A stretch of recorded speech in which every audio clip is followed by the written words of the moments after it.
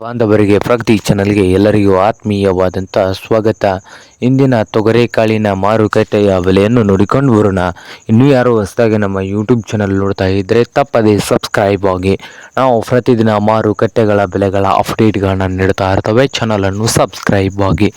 ಇಂದು ತೊಗರೆಕಾಳಿನ ಮಾರುಕಟ್ಟೆಯ ಬೆಲೆಯನ್ನು ನೋಡುವುದಾದರೆ, ಇಂದು ವಿಜಯಪುರದಲ್ಲಿ ಒಂದು ಕ್ವಿಂಟಲ್ ತೊಗರೆಕಾಳಿನ ರೇಟು 6,000ದಿಂದ ಹಿಡ್ಕೊಂಡು 7,600, 6,000ದಿಂದ ಹಿಡ್ಕೊಂಡು 7,600 ರೂಪಾಯಿವರೆಗೆ ರೇಟನ್ನು ಹೊಂದಿದೆ ವಿಜಯಪುರ ಮಾರುಕಟ್ಟೆಯಲ್ಲಿ ಒಂದು ಕ್ವಿಂಟಲ್ ತೊಗರೆಕಾಳಿಗೆ.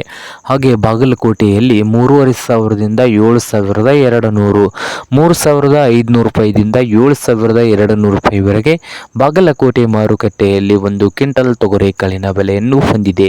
ಹಾಗೆ ರಾಯಚೂರು ಮಾರುಕಟ್ಟೆಯಲ್ಲಿ 6,000ದಿಂದ 8,100, 6,000ದಿಂದ 8,100 ರಾಯಚೂರು ಮಾರುಕಟ್ಟೆಯಲ್ಲಿ ಒಂದು ಕ್ವಿಂಟಲ್ ತೊಗರೆಕಾಳಿನ ಬೆಲೆಯನ್ನು ಹೊಂದಿದೆ.